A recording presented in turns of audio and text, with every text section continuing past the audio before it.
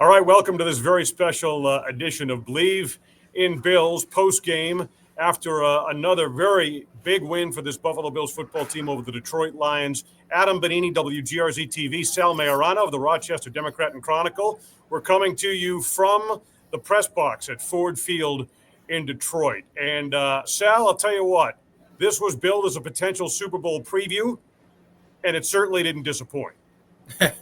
Adam, if this is the Super Bowl that we get, if that's possible, holy smokes, I think America is going to love this game because that was quite a fun game to watch.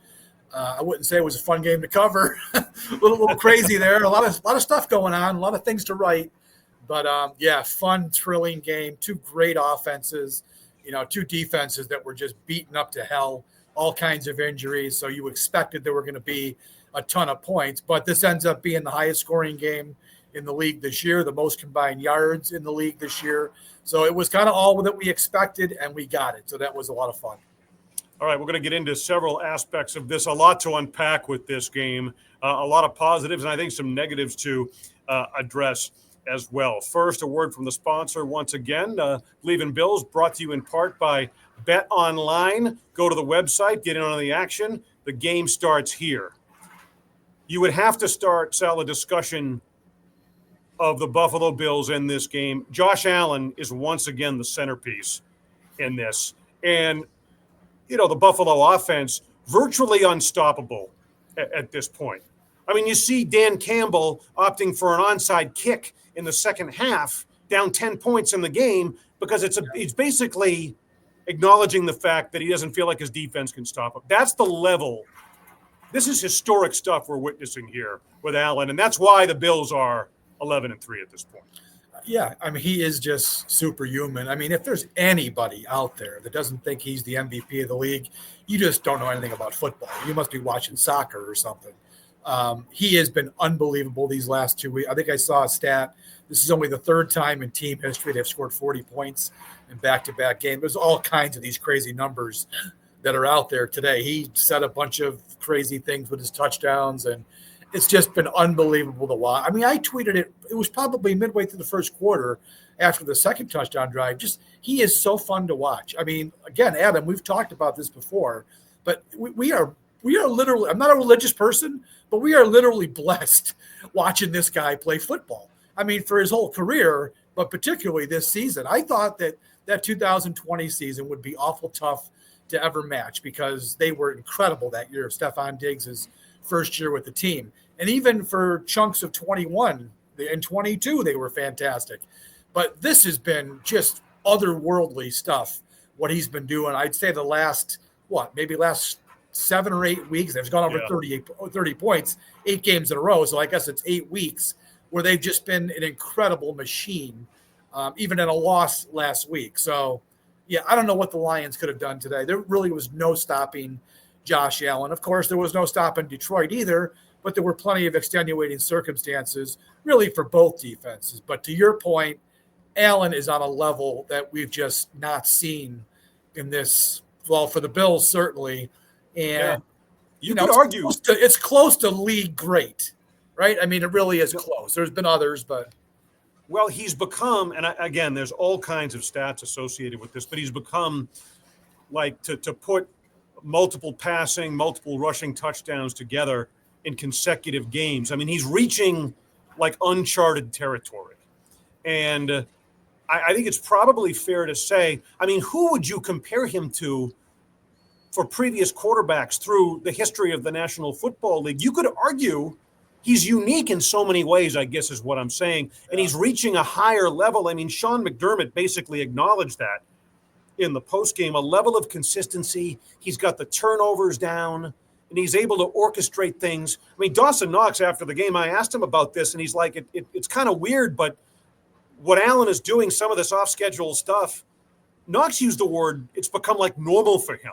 Like it's expected. It's a level that is in some ways unprecedented in NFL history, I think. Yeah, I think there really is. I can't think of a comparison for Josh Allen, the way he's playing right now. I mean, you could go back to the great running quarterbacks in history, right? Randall Cunningham was an unbelievable running quarterback, super duper athlete. Michael Vick was the same way in the way he ran the ball. There was probably nobody faster in the league at quarterback until Lamar Jackson came along as a runner. But to do what Allen's doing with almost the same speed, really, but then you factor in the power that he has when he runs the ball, the escapability that he has in the pocket to get away and either run or extend a play, and then play the quarterback position the way a quarterback's supposed to play it, meaning throw the ball. I don't know that I can come up with a real good comparison for this version of Josh Allen. I mean, I'd have to rack my brain. I mean, it's not going to be Tom Brady, right? Tom Brady is the greatest quarterback of all time, but he did not play the game anywhere close to the way Josh Allen played. Donovan McNabb in his day. All these guys you could name, there's nobody. This guy's a unicorn. He's one of one. Without question, he is one of one. It brings to mind, I remember we had Andre Reed on earlier this season, and he had made the statement, the question was a comparison to Jim Kelly. And in order to truly make that comparison, Reed said that Allen would have to lead his team to a Super Bowl. I get Andre's point, and I basically agreed with it at the time earlier this year. But based on what we're seeing right now, I think it's fair to make, there's the championship pedigree. And I think anyone who watches football would agree he's doing everything humanly possible to put this team in a position to get to the Super Bowl. There are other issues with this team that we can certainly discuss that were evident in this game, but I think it's legitimate at this point to make this level of comparison with the type, caliber, multifaceted nature, and overall level of play and dominance that we're seeing from Josh Allen. He's reached that new level. Yeah, absolutely. Adam, there's not another quarterback. I mean, I know it's hyperbole a little bit right now because of what we just watched, but can you think of another quarterback who would have won this game today? I'm just not sure there's another guy out there that could have played the way Josh Allen played in a game where he had to do it. They gave up 42 points. They had to score 48 to win the game and survive an onside kick at the end to make sure they won. Who else in this league could have played that way and won this game? I just don't think there's anybody out there that could have done it, but he did. They had 11 possessions, not counting the kneel down at the end of the game. They scored on 8 of them. Should have been 9, right? They should have gotten a touchdown or at least a field goal late in the second quarter. They punted once, and then the other possession was the one at the end of the first half where they just couldn't get in position for a field goal. I mean, it was almost – the Patriots game in 21, the playoff game, that was the perfect game. They scored on every possession. This was damn close. Yeah. This was pretty damn close, and it was actually 1 point more than that Patriots game from a couple years ago. How about some of the other contributions before we get to the defense, which is a subject all its own, obviously? How about some of the other contributions on offense? James Cook comes to mind in this game, certainly. Ty Johnson, major contributor for Buffalo in this game, and that's just to mention two. Yeah, I think Ty Johnson was part of the game plan. They must have realized there was something in that Lions defense that they could exploit. And he is, I would probably say he's the best pass receiving back they have. Cook is okay with it. And Ray Davis, we haven't really seen too much of it yet. I think Ty Johnson might be their best pass catching back. So they found something in that Detroit defense that they could exploit. The play that comes to mind, and man, when it was happening, I did not like it. It was 4th and 2. And I'm thinking, okay, put the ball in Allen's hands, let him do something, improvise, get the first down. He's throwing a floater, for a 30-yard gain to Ty Johnson. As that was happening at him, I'm like, oh my God, what are you doing here? Because you can't give the ball to the Lions in midfield. You just can't do that. And there's Ty Johnson making the play. He had 5 catches for 114. His previous high was, I think, 71 yards receiving. He had that beat in the first half. So he was amazing in this game. But you look down that line of guys, Adam, every player, with the notable exception of Amari Cooper, who, no idea. I have no idea where he was, not even targeted. But every guy made a huge play. That catch Dawson Knox made in the fourth quarter to keep that drive going, holy smokes, that was an amazing play. Dalton Kincaid, in his return from the knee injury, had a couple big plays, one of them downfield, the kind you and I have both been screaming for all year. He made one of those plays. Khalil Shakir doing his thing. It wasn't real impactful today, but, when he needs to make a play, they give it to him on that little push pass down in the end zone for the touchdown. Every guy on that offense, except Cooper, stepped up and had his own big moment. Keon Coleman, he only had the one catch. That was pretty big. Didn't end up turning into a score, but it was a pretty big play. So, yeah, just an amazing effort up and down the team today. So this offense is clearly operating at a level that could potentially win this team a championship. I don't know that anyone would disagree with that statement. Defense, a little bit of a different story. And I think it's important to put, as we switch gears and kind of focus on that side of the ball now, put a little bit of context. Obviously, a very difficult loss against the Rams last week, right? And then they come into this game with 3 starters down in the secondary, right? And then they lose Milano during the course of it, right? He goes out. Cole Bishop goes out, so they suffer another injury at the safety position. Dorian Williams was in and out of the game as well. So, I mean, it's like an attrition situation on the defensive side of the ball. And look, you see 42 points on the board for the Lions and what happened late in the game. But I think you have to look at it early on. Everyone was talking about, and justifiably so, the Detroit run game and how it was going to set. They've been vulnerable against the run Buffalo has, and I thought that would be potentially a swing factor in Detroit's favor in this game. They did a terrific job early of taking that away and really held the top scoring offense in the league to 14 points until very late in the third quarter. So, I mean, people will see 42, and I do think there are issues still defensively on this team, but I do think in a lot of ways it was a bounce-back effort from the loss to the Rams, and they slowed them down enough for long enough in this game to allow the offense to lead them to a win. Yeah, I mean, you said a lot there. I'll try to pick and choose a few things. Look, they came off an embarrassing performance last week in LA. I think it was worse than this, and I'll explain why. That game. Now the Rams played almost a perfect game against them last week, but that was a tough pill for the Bills to swallow. They come back from the West Coast. They had 1 day of practice, full practice, because they had a walkthrough on Wednesday, which doesn't even count. The snow day on Thursday. They had 1 full-scale practice to have to go against this team, which is the best offense in football, at least, coming into the game. So that was impressive right there. As you said, they held them to 14 points until I think it was a minute and a half to go in the third when they scored their third touchdown. And then, in this game, Adam, game script took over. Remember, the Lions were down double digits almost the entire game, right? I mean, it was 14-0. It was 21-7. They were down double digits. I would say, maybe 45 of the 60 minutes. So that right there dictates they're going to be throwing the ball because they kind of had to. And that's why the numbers piled up the way they did. 494 yards, 5 touchdowns for Goff. But it was a lot to do with game script. And that's why when I did my report card a little while ago, I gave the Bills defense the D- because you give up that many yards. But I didn't give them an F. And I explained it because of this. The game script turned this game into what we saw. The 3 starters out, Milano going down, the other guys that were in and out of the game. So many things working against the Bills. And yeah, it looks shitty on the stat sheet, but in the end, it's a win. And you got to give the defense credit for surviving what was going on all day in this game. It was massive. I even asked McDermott in the postgame after a game like that. I mean, it sounds pretty crazy, but you got to be pretty proud. And he kind of laughed, right? You were there. He kind of laughed and said, yeah, I mean, it's he didn't say this, but horrible statistical game. Normally, he'd lose 72 hours sleep after a game like that. I think he's going to sleep like a baby tonight winning this game the way they did.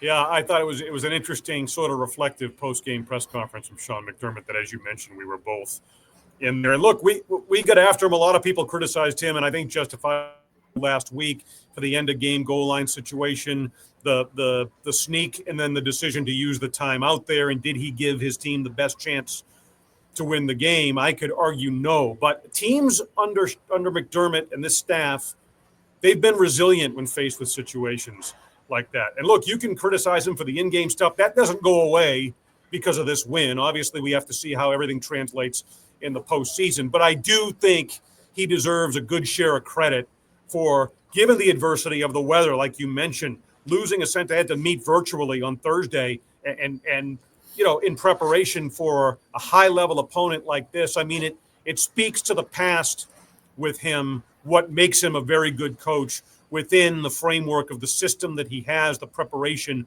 all of those things. I mean, I think the glass is way more than half full, way more with Sean McDermott, I guess. Yeah, I mean, look, he's the head coach, Adam. He's going to get criticism every time they lose a game, whether it's his fault or not. And you and I know we're on the same page on this, that the criticism of this guy is absurd. I mean, we all know about the past failures. We know they haven't gotten to the promised land here. But, I mean, for crying out loud, I mean, go compare it to what's happening over downtown with the Sabres. You want to compare? I mean, for Christ's sakes, these people in Buffalo should be praising McDermott for what he's done to this Bills organization. So I'm never going to stop defending him. I've said this before. I know it's all about winning the Super Bowl, but I'm okay with them being as good as they've been, giving us the entertainment that they've given us and the fan base. And even if they don't win it all, look at the ride they've taken us on compared to the bullshit we watched for 17 years. I mean, I know I sound like a broken record because I bring this up all the time, but you got to take these moments, Adam, and revel in them. How many times would the Bills have lost this game in their history? 65 years. They would have lost this game 97% of the time pre-Sean McDermott and Josh Allen. I mean, maybe not that much because Kelly and that crew would have probably won this game too. But come on, we are seeing this is I used to call the Super Bowl era the golden era of Bills football. This is starting to challenge that. They haven't gone to the Super Bowl yet, so that's always going to be the golden era, even though they didn't win one. But this team is starting to get into that territory, and you just hope that they can get it over the goal line and finish it off, because this organization, the way they've done it, the way they've built it, the players they've got here, the quarterback they have here, they deserve to win the Super Bowl. And the fan base obviously deserves a Super Bowl. Oh, without question. And look, I'm not coming off the in-game decision criticism of McDermott. I want to see that. I want to see him that all be overcome in the postseason when it absolutely matters the most. I mean, I think we need to get there and see that for me to step away from that. I think there are enough examples of it where I think that's still a concern. But balanced against that is, look what he's done with this roster this year. Now, yes, he's got a quarterback that's reached an all-time sort of higher gear. But look what he's done with this roster this year in the midst of the injuries. And again, the ability to, for the majority of this game, adjust to significant injuries at the safety position and at the cornerback position with Rasul Douglas and hold this offense in check long enough. I mean, this is just another example of what we've seen from his culture, from his system, from the preparation and all those things. And that's where I think McDermott deserves the absolute lion's share of the credit that he's getting, not only for what he's done this year, but what he's done consistently, through his time in 5 straight division titles and 7 trips to the playoffs in 8 years and all of those things. So now you raised a very good point as we kind of wrap this up. And it's a question that a lot of people across the NFL and who follow football are going to be asking. What does this game say about the Buffalo Bills? Are the Bills the best team in the NFL? It's a fair question to ask. I'm not sure. I don't know that I know the answer to that yet, but I mean, they're high in that conversation. Yeah, I mean, the Lions came into the game with the number 1 offense in the league. I don't think their offense is better than the Bills. I just don't. We finally saw the full arsenal back together today. Kincaid's back. Coleman's back. They're healthy on offense for the first time in over a month, right? So they had all their guys in there. Again, the Cooper disappearance today is really puzzling to me, but everybody else stepped up. If this is the offense that they're going to bring forward to the playoffs, they're going to be an awful tough out for any team they play. That includes teams like the Steelers, maybe even the Ravens, if they see them down the road after what happened in week 4. I don't see the Bills being held to 10 points by the Ravens anymore. So this team has got it all working on offense. It's going to be the defense. Now, again, plenty of excuses today, and they're legitimate with the injuries and all the things we've already covered here. I don't want to rehash it again, but they do have to fix some things on this defense. The D-line was much better today. Of course, they also had a ton of opportunities to rush the passer, so that helped Ed Oliver, for instance, had 10 quarterback pressures, which is the most by a D tackle in the league all year. But again, 59 dropbacks, he was going to get an opportunity. They've got things to fix. They've got to get healthy. They've got to get their guys back. this team on third down, Adam, oh my God, it's maddening. It is maddening to watch this team on third and long. How many times today did the Lions burn them? Those are the things that kill you in the playoffs. So a lot of different extenuating circumstances, as we said today, but I'm pretty sure Sean McDermott will also say, as he celebrates this win, they have a lot of work to do on that defensive side. They've got to be better. And if they don't get better, they're going to need to play games like this on offense to win in the playoffs. Right. And, speaking of getting healthy or staying healthy, the thing we mentioned, Allen's toughness, flat out his durability. I mean, he falls on his throwing shoulder late in this game, goes for x-rays as a precaution, called it like a funky fall or whatever. I think that's the word he used, said that he didn't really feel it was precautionary. They didn't feel any pain. I mean, there's a lot of people breathing a sigh of relief with that. I mean, the hits he takes. We'll see about that, right? I mean, there's plenty of instances. No one thought Rasul Douglas was going to be out, or all these with the Bills and injuries. You never know. So, but he has kind of like a tank, though. So I think he survived it. He seemed like he was in good enough spirits. But let's see as the week goes on, Adam, before we start proclaiming that he's going to be fine. Because when you're messing with the shoulder, that's a little bit problem. And it happened on a play that just pissed me off. I don't know why they ran that play. There was no need to run him on the play that he got hurt. They were down there already. That was an unnecessary risk, and let's just hope that it didn't become a costly one. That's kind of the high wire act that he successfully walked for the vast majority of his career. But, that is, with his style of play, an ongoing concern. And look, now 3 games left, 2 against the Patriots with a jet sandwiched in between. The Chiefs with questions about Patrick Mahomes and his ankle. Still a 2-game lead for Kansas City with 3 to play. But, I mean, the Bills should be able to take care of business here down the stretch. And since they have the head-to-head with Kansas City and a potential injury to Patrick Mahomes at quarterback, there's a lot to play out. We'll see. I'm not ready to – remember, they have the head-to-head tiebreaker, so I'm not quite ready yet to say that top seed in the AFC is out of reach. Last week's loss to the Rams was very, very costly. It hurt. It hurt. I mean, the Bills have got to go 3-0. They have to go 1-2. So, I mean, that's asking a lot from the Chiefs. And Mahomes, he's Gumby. I'm sure that he'll probably be. If they were taping him up, he wanted to go back in today. They wisely didn't send him back in. So I think he'll probably be fine. But again, we don't know. We don't know for sure. And they do have a couple of tough games coming up. So I'm not going to rule it out. But I've still kind of moved on from the 1 seed. I don't think it's going to happen. The Bills need to lock up that 2, and today helped because they won. And the Steelers lost. So that was a big, big result for the Bills today. And now you got 3 games against, 2 shitty teams. Don't stub your toe. Take care of business and then see how it plays out. All right, so 48-42, the final. Bills over the Detroit Lions here at Ford Field. Buffalo now 11-3 with the New England Patriots coming to Orchard Park next week. For Sal Maiorana, the Rochester Democrat and Chronicle, I am Adam Benigni, WGRZ TV. Full wrap on this one, Sports Talk Live, Channel 2, Buffalo, Monday night at 7 o'clock. We're here at Ford Field for this one, both of us. Thanks for being with us here on Bleav in Bills.